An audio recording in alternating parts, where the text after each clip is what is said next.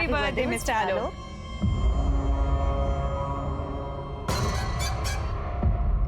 Thank you.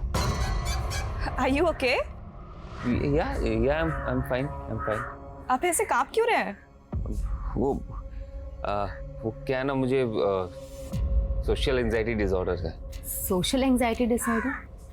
मतलब वही नए लोग, रेस्टोरेंट जैसे सोशल गैदरिंग में ना मैं थोड़ा सा घबराहट सी होती है, मेरा हार्ट बीट फास्ट हो जाता है।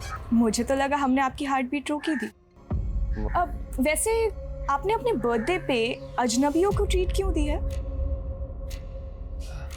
क्या है ना, मेरे डॉक्टर ने कहा मुझे कि नए लोगों से मिलो, गैदरिंग में जाओ, तो इसीलिए मैंने सोचा कि birthday is a excuse me, I have to take this.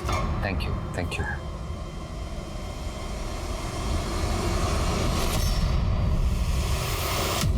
Narendra,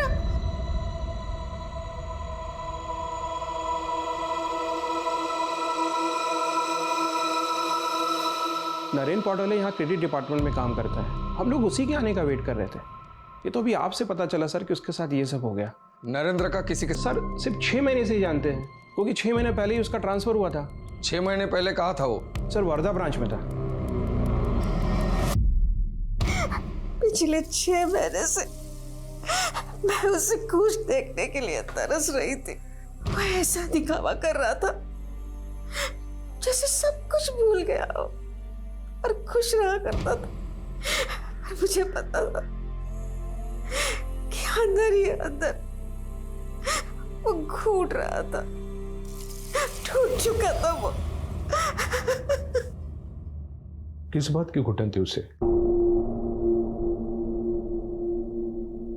आपको किसी पे शक है?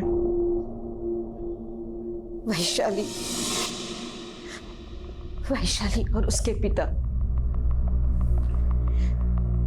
जब हम वर्धा रहते थे, नरेंद्र वैशाली को ट्यूशन दिया करता था।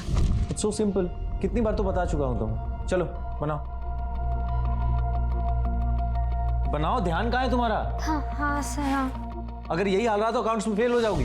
पता नहीं वैशाली को क्या गलतफहमी हो गई थी कि वो एक दिन अपने पिता को लेकर हमारे घर चली आई। अंकल ये कैसी बातें कर रहे हैं? वैशाली मेरी स्टूडेंट है और उम्र में कितनी छोटी है मुझसे। अगले महीने 18 की हो जाएगी वो, फिर उसके बाद शादी करके उसको खूब पढ़ाते रहना तुम। अरे मैं शादी नहीं कर सकता वैशाली से, मतलब समझते का तू कोणाशी बोलतोयस तो? इस गांव के सरपंच की बेटी का रिश्ता ठुकरा रहा है तू। बहुत बड़ी गलती कर रहा है, लक्षात ठेव। वो अपनी बेटी की जिद में इतना हो गया था कि उसने मेरे बेटे का किडनैप करवाया। वो जबरदस्ती मेरे बेटे की शादी अपनी बेटी से करवाना चाहता था, पर मेरा बेटा कैसे तैसे वहां से भाग निकला। उसकी डर की वजह से हम यहां पर चले आए। शायद वैशाली के पिता को पता चल गया होगा, इसीलिए।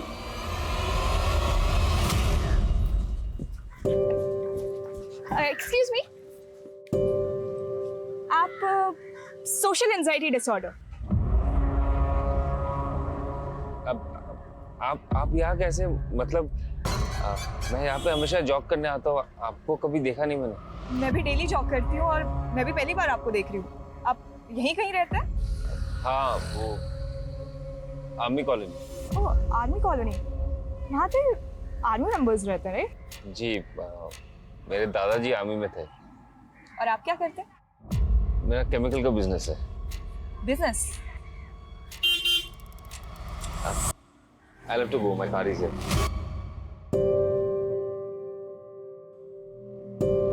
माना कि मैं अपनी बेटी की शादी नरेंद्र से करवाना चाहता था, लेकिन जबरदस्ती नहीं। लेकिन उसकी माँ तो कह रही थी कि झूठ बोल रही है वो सबसे।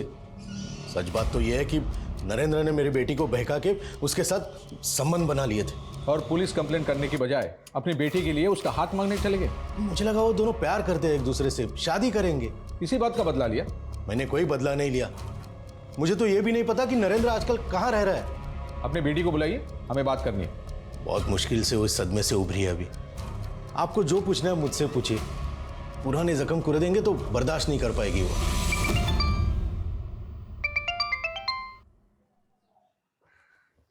हाँ बोलो। सर नरेंद्र के कॉल रिकॉर्ड्स आ गए। उसको आखिरी कॉल तपन ने किया था और इस तपन का इशू था नरेंद्र के साथ। वो सोशल एंजाइटी डिसऑर्डर वाला तो काफी रईस निकला। आर्मी कॉलोनी में बंगलो, केमिकल का बिजनेस, खानदानी पैसे वाला लगता है। इसीलिए इतना इंटरेस्ट लिया जा रहा है उसमें। इंटरेस्टिंग तो वो है, पहली ही मुलाकात में उसको एंजाइटी हो गया था और दूसरी मुलाकात में तेरी एंजाइटी तो नहीं बढ़ा दी? क्या बातें हो रही है? अरे भाई हमें भी तो बताओ, है कौन वो जिसने हमारी बेटी की एंजाइटी बढ़ा दी है? सर तपन 2 महीने पहले इसी ब्रांच में था, उसको करप्शन केस में सस्पेंड किया गया था और नरेंद्र ने ही उसको एक्सपोज किया था। सर तपन ने 15 ऐसे कस्टमर को लोन अप्रूव किए जो लोन के लिए एलिजिबल थे ही नहीं, और कुछ कस्टमर को तो इसने 10 से 30% वैल्यूएशन बढ़ाकर लोन अप्रूव किया हुआ है, सब रिश्वत लेकर। देखो नरेंद्र, ऐसा कुछ भी नहीं है। नरेंद्र नहीं सर, सर हूं मैं तुम्हारा, और जो तुम करते आए हो अब चलेगा नहीं यहाँ पे। अगर तपन नरेंद्र की वजह से सस्पेंड हुआ था तो तपन नरेंद्र को कॉल क्यों कर रहा था?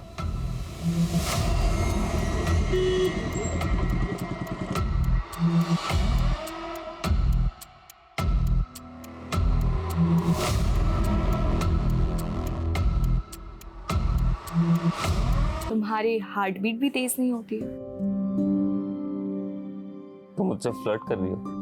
इश्क ना बहुत ही खूबसूरत डिसऑर्डर है, पर मुझे इस बीमारी से दूर ही रहना है। वैसे तुम्हारे लिए अच्छा है, तुम्हें नए नए लोगों से मिलते रहना चाहिए, अच्छा फील करोगे। ठीक है, एज यू से। अच्छा सुनो, मुझे ना अभी जाना होगा, एक जरूरी काम आ गया है। सैटरडे फ्री हो? ऐसी शक भरी निगाहों से मत देखो, पापा मिलना चाहते हैं तुमसे। पापा मिलना चाहते हैं? मतलब क्यों? सर इस करप्शन में मैं अकेला इन्वॉल्व नहीं था सर। मैंने जो कुछ भी किया अपने मैनेजर जतिन की परमिशन से किया था, लेकिन सर जब ये बात सामने आई वो मुकर गए और सर मैं सस्पेंड हो गया। तो फिर नरेंद्र को कॉल क्यों कर रहे थे? सर यही बताने के लिए कि गलत मैं नहीं जतिन है, और सर नरेंद्र को भी जतिन पे शक था। सर मैं नरेंद्र का फेवर सिर्फ इसलिए चाहता था ताकि उसके सपोर्ट से मेरी नौकरी बच जाए। तपन और जतिन दोनों को इन्वेस्टिगेट करो। वैशाली का बाप सुबोध भी हमारा सस्पेक्ट है, इनकी एक्टिविटीज चेक करो। ये सुपारी किलिंग भी हो सकता है, इन सब का बैकग्राउंड खंगालो। सर मैंने नरेंद्र के ईमेल अकाउंट चेक किए, उसमें मुझे कुछ सस्पिशियस मेल मिले हैं। सिमी मुझे कांटेक्ट करो अर्जेंट। इस तरह के तो कई मेल भेजे नरेंद्र ने सिमी को, वो भी इसी आईडी पे। आखिर ये सिमी है कौन?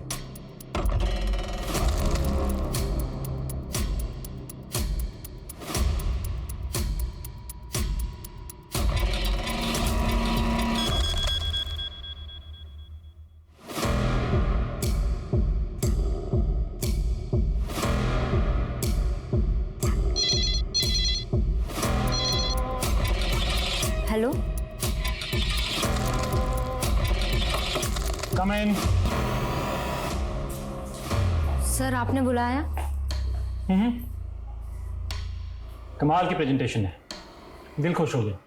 तुम देखोगी ना, दिल की धड़कन रुक जाएगी तुम्हारी। हाँ बोलो।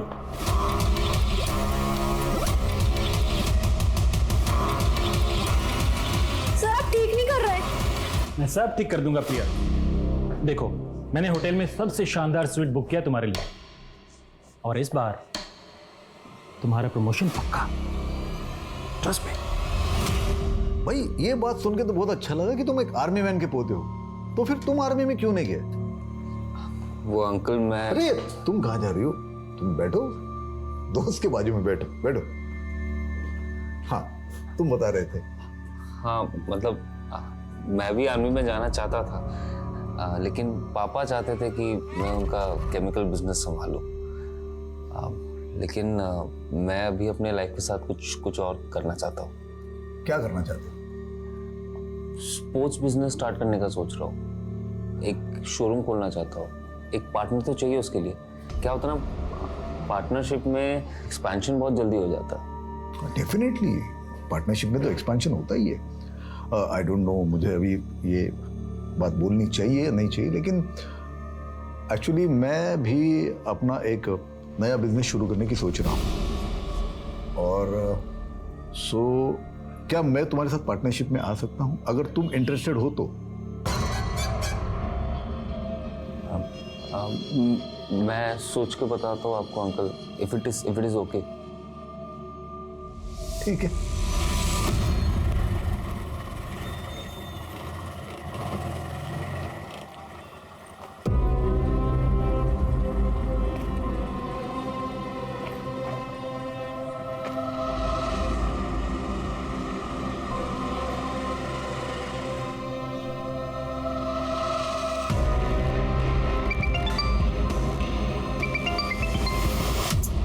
कुछ मिली ही पोरगी, मेरा फोन तक नहीं उठा रही है। पर इतनी रात हो गई, कहां मर रही होगी ये लड़की?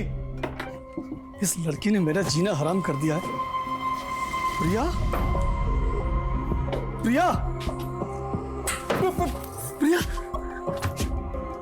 तूने शराब पी? मैंने सपने में भी नहीं सोचा था कि तू इतनी देर रात तक बाहर रहेगी और शराब पी कर आएगी।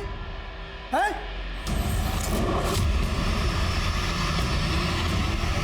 अरे बोलती क्यों नहीं? चुप क्यों है तू? आप गुस्सा मत करिए ना, मैं बात करती हूँ ना इससे। तू बात करेगी? तू कौन सी कम है जो अपने पति को छोड़कर यहाँ आकर बैठी हुई है? और एक ये इसे अय्याशी करनी शुरू कर दी है। मेरी जिंदगी बर्बाद कर दी तुम दोनों ने। प्रिया, प्रिया, चल चल अंदर चल।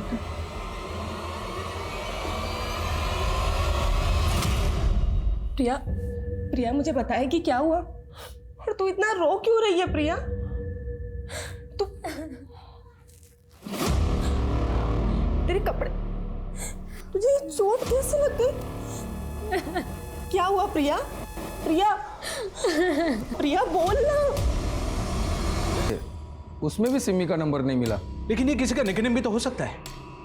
कहीं ये सिम्मी वैशाली का निकनेम तो नहीं है? नरेंद्र की जिंदगी में क्या वाकई कोई सिमी नाम की लड़की थी? लेकिन वैशाली जिससे नरेंद्र की जबरदस्ती शादी करवाने की कोशिश की गई थी, उस वैशाली के पिता सुबोध और नरेंद्र का एक्स कलीग तपन भी पुलिस के प्राइम सस्पेक्ट थे। लेकिन इनकी ठीक से जांच पड़ताल किए बिना ही पुलिस नरेंद्र के अतीत में किसी सिमी की तलाश कर रही थी। वहीं एक दूसरे शहर में प्रिया नाम की लड़की का सुसाइड केस कई नए रहस्य उजागर करने वाला था।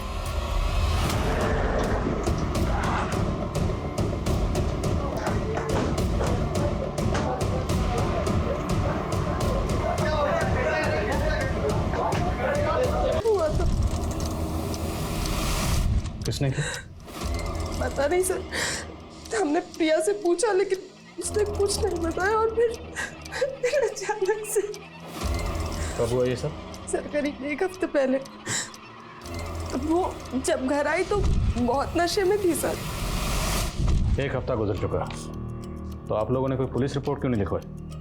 सर मैं डर गया था सर, और प्रिया भी कुछ बताने को तैयार नहीं थी। लेकिन मुझे यह नहीं पता था सर कि प्रिया ऐसा कदम उठा लेगी। 1 हफ्ते पहले वो कहाँ से आ रही थी? सर 1 हफ्ते पहले उसका फोन आया था मुझे, ऑफिस में थी वो। उसने फोन पर कहा, हेलो, हाँ दीदी, वो आज थोड़ा लेट हो जाएगा घर आने में। देर हो जाएगी क्यों? एक्चुअली एक पार्टी में जाना है। किसकी पार्टी में गई थी? सर ये तो नहीं पता किस पार्टी में गई थी, लेकिन हाँ सर उसने कहा था कि वो किसी नील कमल होटल में है। नील कमल होटल? हाँ सर। डेट क्या थी? 16 अक्टूबर। प्रिया किस ऑफिस में काम करती थी? डेन ग्लोबल बीपीओ में काम करती थी। प्रिया का कोई बॉयफ्रेंड, कोई नहीं नहीं सर, उसका कोई बॉयफ्रेंड, कोई अफेयर।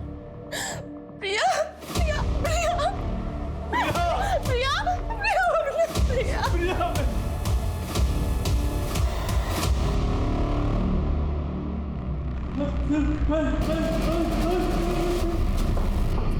हेलो,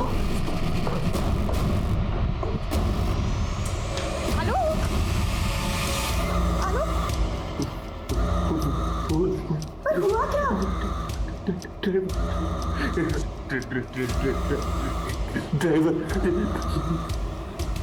मैं लेके चलती हूँ तुम्हें।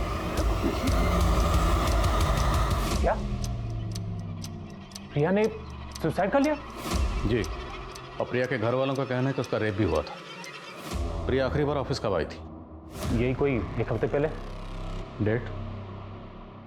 शायद 16 अक्टूबर।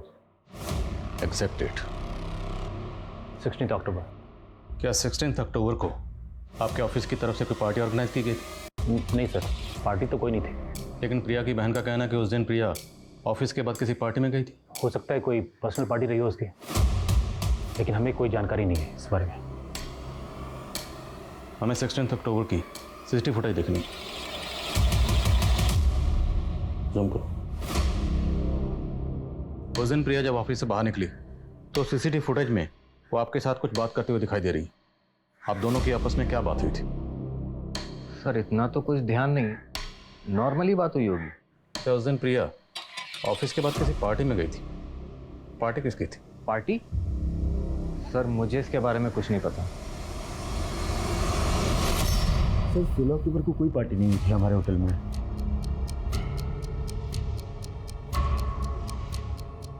लेकिन 16 अक्टूबर को ये लड़की आपके होटल में आई थी। सर यहाँ पर तो आज ही नए लोग आते रहते हैं, भला मुझे कैसे याद रहेगा? इस लड़की का नाम प्रिया शिंदे। क्या इस नाम से 16 अक्टूबर की आपके होटल में कोई बुकिंग है? इस नाम की तो कोई बुकिंग नहीं है 16 अक्टूबर की। हो सकता है बुकिंग किसी और नाम से की या किसी और ने की हो, पर ये लड़की आपके होटल में आई हो। आप एक काम कीजिए, 16 अक्टूबर की पूरे दिन की CCTV फुटेज दिखाई मुझे। आलोक, तुम अपनी तबीयत का ध्यान नहीं रख रहे हो। तुम्हें अपने क्राइसिस रिजॉल्व करने होंगे, वरना इससे आलोक की तबीयत और बिगड़ती जाएगी। I'm sorry आलोक, पर तुमने तो कहा था तुम्हें सोशल एंजाइटी डिसऑर्डर है, तो मैम किस क्राइसिस की बात कर रही हैं? एक्चुअली आलोक की सोशल लाइफ तो कुछ है नहीं, और एंजाइटी के पर्सनल एंड प्रोफेशनल बहुत सारे रीजंस हैं। एक कमरे में अपने आप को बंद कर लेने से इसका सॉल्यूशन नहीं निकलेगा। आपको कोई ना कोई पॉजिटिव वे ढूंढना होगा जिसकी वजह से आलोक के दिल और दिमाग पर कम असर पड़े। हे बघा पप्पा, मेरे और संध्या के बीच में चाहे जितनी भी अनबन, पण मी प्रियाला नेहमी बहिणीपेक्षा जास्त इज्जत दिली आहे। इतना बड़ा हादसा उसके साथ हुआ आणि तुम्ही मला सांगितलं नाही। क्या बताते तुम्हें? हाँ, मैं प्रिया भी इनको फुटे नहीं भाती थी। अब यहाँ पे उसको बहन बोल के हमारे जख्म को रेतने की कोशिश कर। हाच तर प्रॉब्लेम आहे तुझा, हमेशा मेरे इंटेंशन पे शक करती हो। हाँ, मला माहित है क्या इंटेंशन है तुम्हारा। तुम ना मेरा मुंह मत खोलो। बस, ऐसे समय में भी तू मैं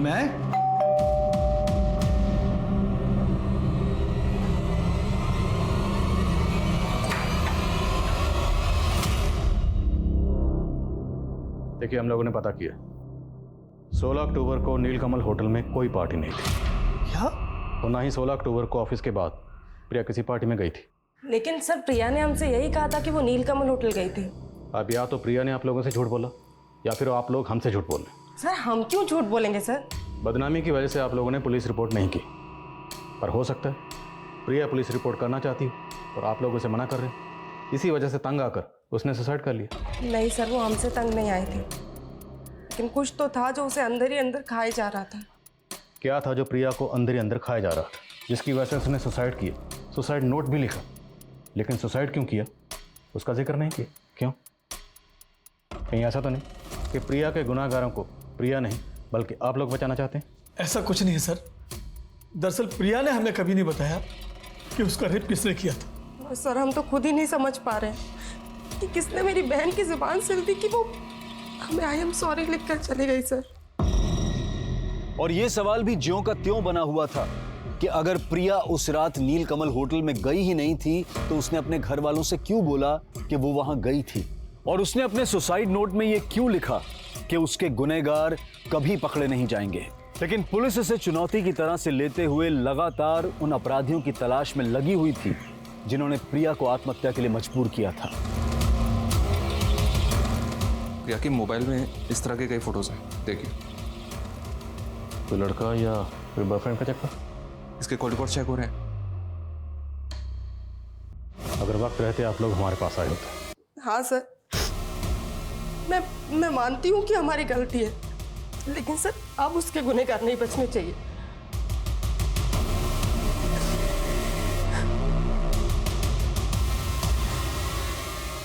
अपने आप को संभाल बेटा। उसके गुनहगार आप भी हैं पापा। इतनी ज्यादती सही उसने, और उसे उसके बाप का ही साथ नहीं मिला। सर, आप मुझे यहाँ पे क्यों लेके आए? मैंने ऐसा क्या किया सर? मालूम है ना, प्रिया ने सुसाइड किया और उसी प्रिया से तेरी ज़रूरत से ज़्यादा ही बातें होती थी। क्यों? क्योंकि तेरा उसके साथ अफेयर चल रहा था, है ना? मेरा ऐसा कोई अफेयर नहीं था उसके साथ सर। मेरे ऑफिस की कलीग थी, काम के सिलसिले में उससे बात करता था सर। मेरा यकीन मानिए, ऐसा कोई अफेयर नहीं था मेरा। चल मान लिया, तेरी प्रिया से सिर्फ काम के सिलसिले में बातें होती थी, और बातें तो होती थी ना, और बहुत बातें होती थी। तो कभी बातचीत में प्रिया ने अपने किसी दुख या परेशानी का जिक्र तुमसे किया था? वो सर आप हमारे ऑफिस के फीमेल एम्प्लॉय से जाके पूछ लीजिए। आप ट्राई कीजिए, कोई ना कोई अपना मुंह खोल देंगी।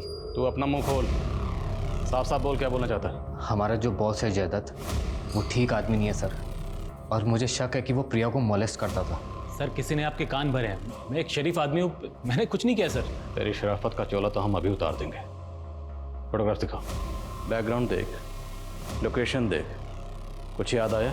ये फोटोग्राफ्स तुम्हारे फार्म हाउस में खींचे गए हैं ना?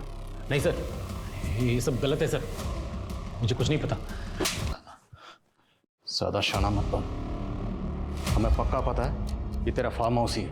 हमें ये भी पता है कि तू अपने फार्म हाउस पर ऑफिस पार्टी ऑर्गेनाइज करता था। अब ये बोल, ये फोटोग्राफ दिखा के तो प्रिया को ब्लैकमेल करने की कोशिश कर रहा था ना? मानता हूँ ये फोटोज मैंने निकाले हैं, लेकिन सर शोषण तो वो भी मेरा कर रही थी। अब प्रिया इस दुनिया में नहीं है, तू सोच रहा है कोई भी झूठी कहानी बनाकर बच जाएगा। मैं सच बोल रहा हूँ सर, मेरी कमज़ोरी का फ़ायदा उठा के मुझे ब्लैकमेल कर रही थी। एक दिन अचानक से मुझे फ़ोन करके एक होटल में बुलाया। मैं उसके इरादे भांप नहीं पाया और उसके जाल में फंस गया सर। सॉरी, मैं शायद गलत रूम में आ गया। सही जगह है।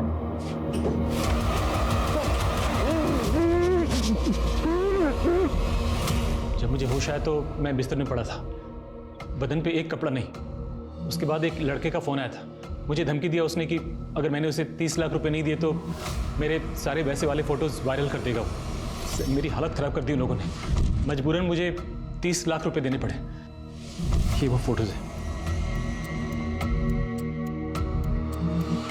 इन फोटोग्राफ्स में लड़कों का चेहरा नजर नहीं आ रहा। कौन है दोनों लड़के? मैं नहीं जानता इन्हें सर, लेकिन वो 3 लड़के थे। 2 जो इन पिक्चर्स में दिख रहे हैं और तीसरा वो जो पैसे लेने आया था। और ये सब कहाँ पर हुआ? होटल हिल्स कमल सर। हिल्स कमल या नील कमल? नील कमल नहीं सर, होटल हिल्स कमल। प्रिया की पोस्टमार्टम रिपोर्ट से यह जज कर पाना मुश्किल था कि क्या आत्महत्या से 7 दिन पहले वाकई उसके साथ रेप हुआ था। वहीं प्रिया का बॉस जयदत्त क्या वाकई ब्लैकमेलिंग का शिकार हो रहा था, या फिर उसने अपने आप को प्रिया के अबेटमेंट ऑफ सुसाइड केस से बचाने के लिए कोई षड्यंत्र रचा था। सर ठीक से कह नहीं सकता कि 16 अक्टूबर को ये लड़की यहाँ आई थी या नहीं। तो रूम नंबर 104 किसने बुक किया था? सिम्मी वाघमारे के नाम से बुकिंग की थी। इसके साथ कोई लड़के भी आए थे क्या? ठीक से याद नहीं है सर मुझे। 16 अक्टूबर की सीसीटीवी फुटेज दिखाई मुझे। सॉरी सर, हमारे पास 1 हफ्ते की रिकॉर्डिंग रहती है, उसके बाद वाली सारी ऑटोमेटिकली डिलीट हो जाती है। रूम नंबर 104 तो दिखा सकते हैं ना? जी हाँ सर।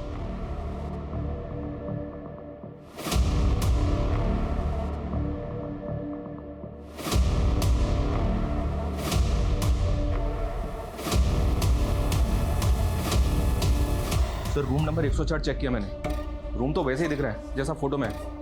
और एक बात सर, रूम की बुकिंग भी सिमी वाघमरे के नाम से हुई है। सिमी वाघमरे? जी हाँ सर। और एक बात है सर, वो फोटो प्रिया के बॉस को जिस ईमेल आईडी से भेजा गया था उसका एड्रेस सिमी 1729 है। प्रिया के बॉस का कहना है कि उसे उस होटल में प्रिया ने बुलाया था, जबकि होटल में रूम सिमी वाघमरे ने बुक किया था। तो क्या सिमी वाघमरे ने खुद को प्रिया बताया और उसी ने प्रिया के बॉस को होटल में बुलाया? अगर सिमी ने प्रिया के बॉस को ट्रैप किया है तो प्रिया का रेप किसने किया होगा? उन लड़कों ने जो प्रिया के बॉस के साथ फोटो में दिख रहे हैं। प्रिया के बॉस ने किसी तीसरे लड़के का भी जिक्र किया था, उससे उन लड़कों के स्केचेस बनवा। और ये सिमी की आईडी पर एड्रेस कहाँ का है?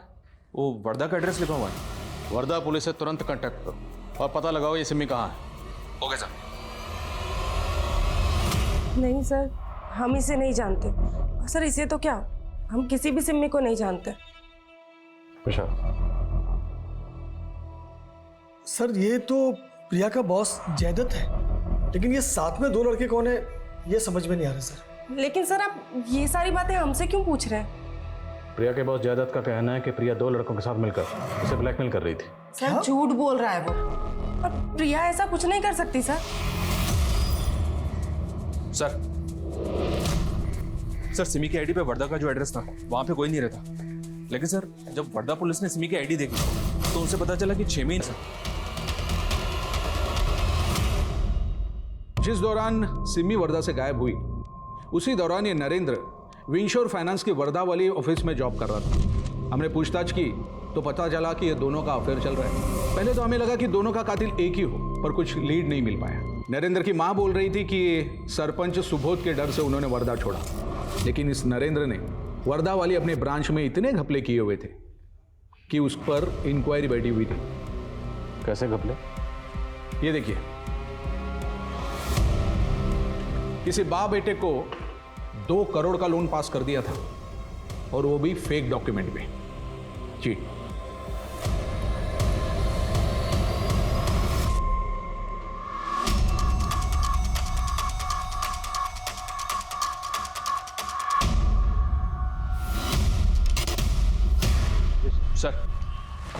सर ये सिमी और नरेंद्र नागपुर के कॉलेज में साथ में पढ़ते थे।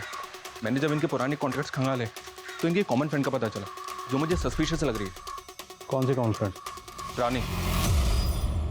सिमी के मर्डर के ठीक पहले तक ये रानी उसके साथ सिर्फ सोशल मीडिया अकाउंट पे टच में थी सर, और रिसेंटली इसने अपना सोशल मीडिया अकाउंट बंद कर दिया, ठीक उसी वक्त जब से हम सिमी और नरेंद्र के मर्डर केस में इन्वॉल्व हुए। तुम्हें लगता है कि रानी हमारी इन्वॉल्वमेंट की वजह से डर के गायब हुई? हो सकता है सर, इसलिए मैंने रानी के सोशल मीडिया अकाउंट पे जो उसका एड्रेस मेंशन है उसको निकलवा लिया। बस चलो। अरे सर मैंने बोल दिया ना, मुझे नहीं पता रानी कहाँ है। Believe me. आपकी अपनी बेटी कहाँ है ये आपको नहीं पता, कैसे बिलीव करें? उसने मेरे साथ रिश्ता तोड़ दिया है। वो तो मुझे अपना बाप ही नहीं मानती। क्यों? ऐसा क्या हुआ था आप दोनों के बीच? पापा, आलोक ने आप पे भरोसा करके आपको बिजनेस में पार्टनर बनाया और आपने इसे ही धोखा दे दिया। रानी मैंने किसी को धोखा नहीं दिया है। उल्टा इसके बिजनेस में मैंने मेरे 50 लाख रुपए लगाए। और आपने जो करोड़ों गायब कर दिए, मैं कहती हूँ इसी वक्त इसे सारा का सारा पैसा वापस। अगर आपने और हंगामा किया ना तो फ्रॉड के चार्ज में हम आपको अंदर करवा देंगे। मुझे चोर बोल के उस कमीनी के साथ भाग गई वो। अपने बाप को फोन ही नहीं करती। अपना बाप जिंदा है या मर गया है कोई फर्क नहीं पड़ता उसे। उसका फोन बंद है, उसका सोशल मीडिया कॉन्टैक्ट सब कुछ बंद है। वो लड़का आलोक, राइट? रहता कहाँ वो? आर्मी कॉलोनी में उसके दादा के घर पे रहता है, लेकिन जाओगे वहां पर तो ताला मिलेगा आपको, और उसका फोन भी बंद है। उसकी कोई तस्वीर है आपके पास? हाँ, आलोक। विशाल,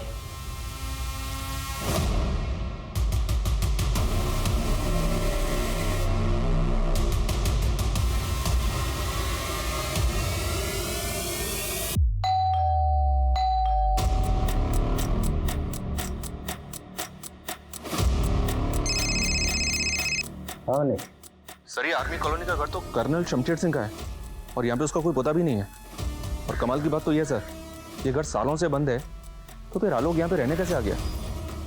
अभी इतना तो तय नहीं है कि इसका नाम आलोक है या नहीं, लेकिन इतना तय है ये कोई बहुत बड़ा ठग है। नरेंद्र ने जिन 2 बाप बेटों के लिए लोन पास किया था, मैं उनकी फाइल देख रहा था। उस फाइल पर 2 तस्वीरें, लेकिन दोनों तस्वीरें इस सेम शख्स की, अलग अलग गेटअप में।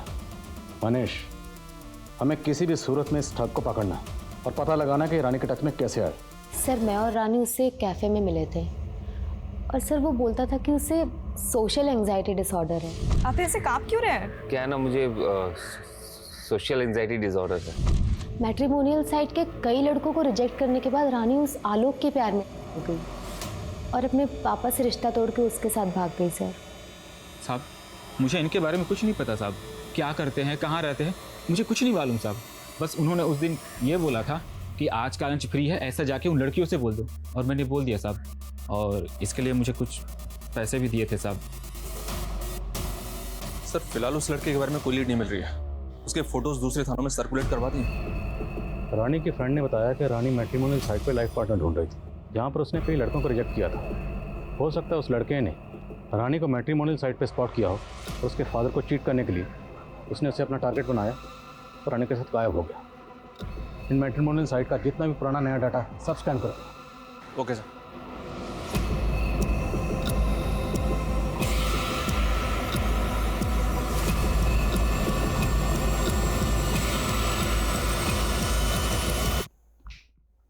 आपका अंदाजा बिल्कुल सही निकला सर। इस लड़के के अलग अलग मैट्रिमोनियल साइट पे अलग अलग नाम से प्रोफाइल है। यही लड़का सिमी से, राहुल और प्रिया से मानव बनकर टच में है। प्रिया के बॉस ने इसका फोटो आइडेंटिफाई किया सर, उसने इसको ही 30 लाख रुपए दिए। बहुत बड़ा गेम है। रानी के फादर के 50 लाख।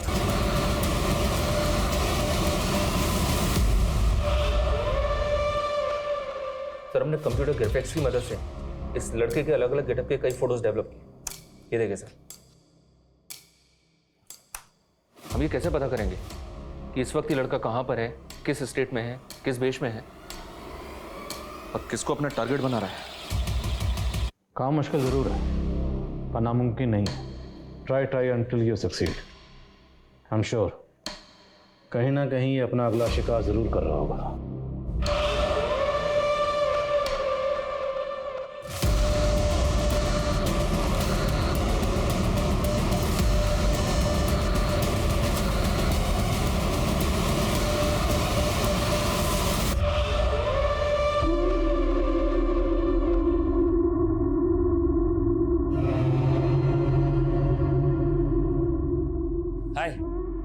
हाय।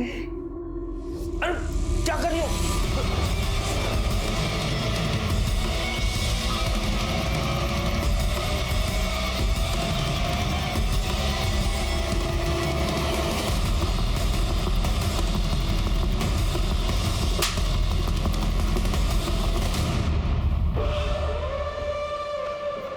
बहुत शौक है ना तुझे हुलिया बदलने का। अब तेरा हुलिया हम बदलेंगे, ऐसा कि तो खुद को आईने में नहीं पहचान पाएगा। अब तक कितनी लड़कियों को फंसाया? 17 लड़कियों को फंसाया, लेकिन पता नहीं था जो 18वीं होगी वो पुलिस वाली निकलेगी। तो सिर्फ लड़कियों को फंसाकर मारता था, तो नरेंद्र को क्यों मारा? जब मैं सिमी के साथ था तब उसने अपने दोस्त नरेंद्र के बारे में बताया मुझे, जो फाइनेंस कंपनी में काम करता है। मुझे लगा सिमी के ज़रिए नरेंद्र के थ्रू एक मोटा लोन निकलवा सकता हूँ। मैंने सिमी को बताया कि मेरे और मेरे पापा की कंपनी को फंड की ज़रूरत है। उसने मुझे नरेंद्र से मिलवा दिया। नरेंद्र मेरे जालसाजी को पकड़ ही नहीं पाया। उसे लगता था कि सिमी उससे प्यार करती है।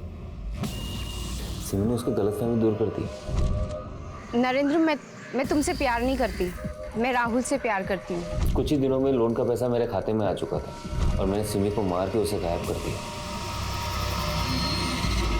लेकिन जिस तरह से नरेंद्र मेल करके सिमी को ढूंढने लगा, मुझे लगा वो मेरे लिए खतरा बन सकता है। तो मैंने उसके बाद अगली टारगेट बनी प्रिया। मैट्रिमोनियल साइट में मानव बन के मैं उसकी ज़िंदगी में दाखिल हो गया। जब मैं प्रिया से रेगुलर मिलने लगा तो एक दिन उसने बताया कि उसके बॉस ने उसके कुछ फ़ोटोज़ निकाले जिसके ज़रिए वो उसको ब्लैकमेल कर रहा था। मेरे दिमाग में एक आइडिया आया। मुझे लगा कि प्रिया से ज़्यादा पैसा तो मैं प्रिया के बॉस से निकलवा सकता हूँ। तो मैंने उसे कन्विंस किया, तुम एक काम करो, उसे हील कमल होटल में बुलवा लो। पैसे मिलते ही मुझे प्रिया को गायब करना था और आप लोगों को उलझाने के लिए फ़ोन से मैंने एक होटल रूम बुक किया, सिमी वाघमारे के नाम पे।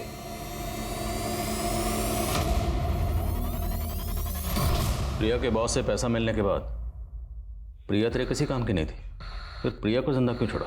मारना तो प्रिया को भी था, लेकिन लगा कि कुछ दिन मज़े कर लेते हैं फिर मार देंगे। उस रात को मैं और मेरे दोस्त उसके साथ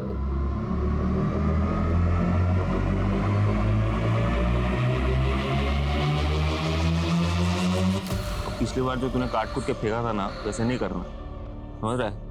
और इस लड़की का ना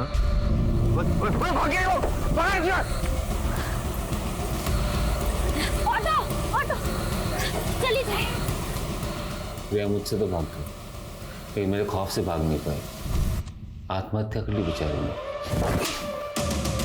जिंदगी भर कानून का खौफ तुझे सताएगा।